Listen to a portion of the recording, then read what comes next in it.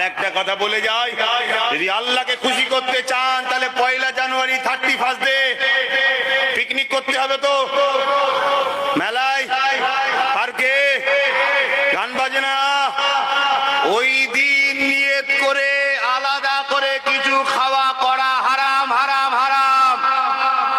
শুনছেন? ওটা আমাদের নয়, শুধু আমাদের কেন, অন্য ধর্মের মানুষেরও করা উচিত নয়।